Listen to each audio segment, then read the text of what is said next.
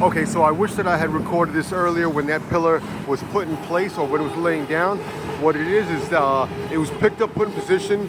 There's a buffer on top of the concrete pillar, and then there's a heavy weight, and that's gonna lift up and slam down and drive that concrete pillar into the ground.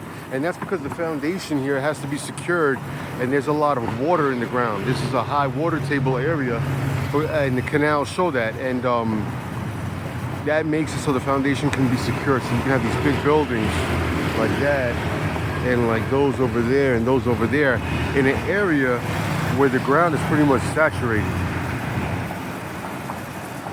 Let's see if we get to the point where it slams down.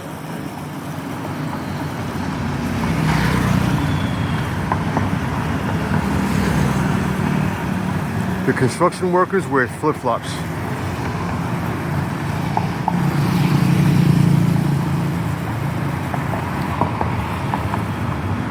They appear to be leaving, and it's just one man on that equipment. But he got that pillar up there rather quickly. He pulls that lever. And I do see some movement on that heavy thing there. I don't know what's gonna happen. He's manipulating those levers, and you see the weight come down, and you see it go down again. And there it is. The only reason I was able to recognize this as I walked by minutes before they did this, was because I am an observant fellow and I've seen this in the past. And I've seen it at a pace which was pretty quick.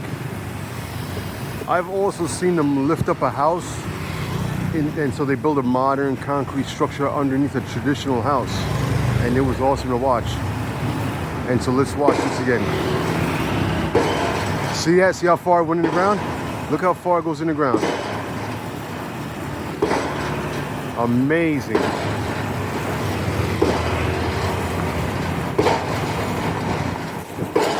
Now, I don't know if that's a telephone pole. I don't know if that's a part of the foundation. Because if you look to the left, that's a telephone pole. And it's concrete. The only difference is it has holes in it. And a symbol where that does not. And here, just so you see, that's another telephone pole. They're made out of concrete here. But look how far that's already driven. I would say that's at least 20 feet already in the ground. Let's guess how far they're gonna go. I was in the public transportation, the train, and I think it was approximately 80 feet below ground, which was amazing.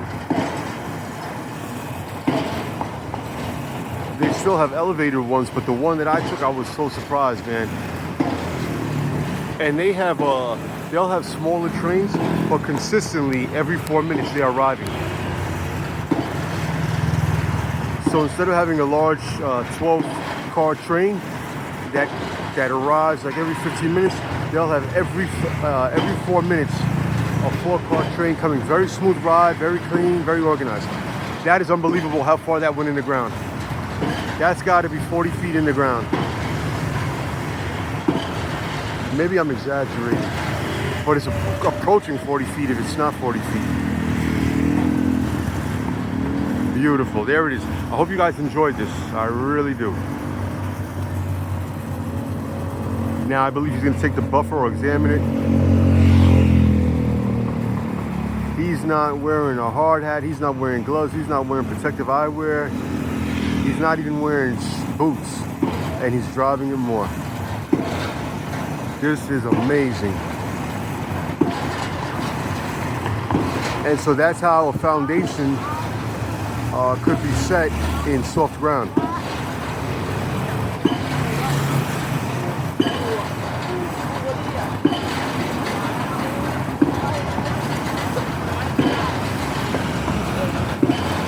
Engineers work pretty good around here.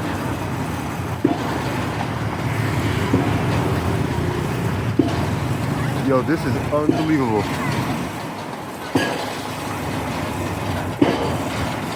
You guys have a priceless video.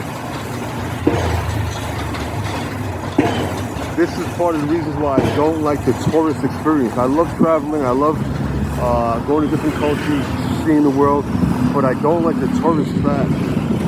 You never see me in a place where they do the ping pong thing, that gross ping pong thing.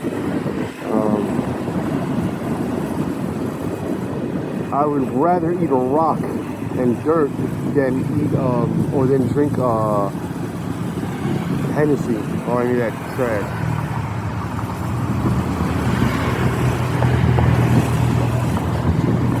And so he put a fabric buffer in between there, in between the buffer, and maybe that's because now it's coming into the area where it's tight, where it's hard.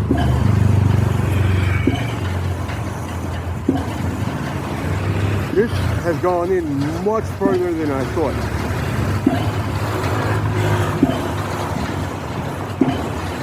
That is very deep in the ground. How much lower can it get into the ground? Have a good day, guys. Bye-bye.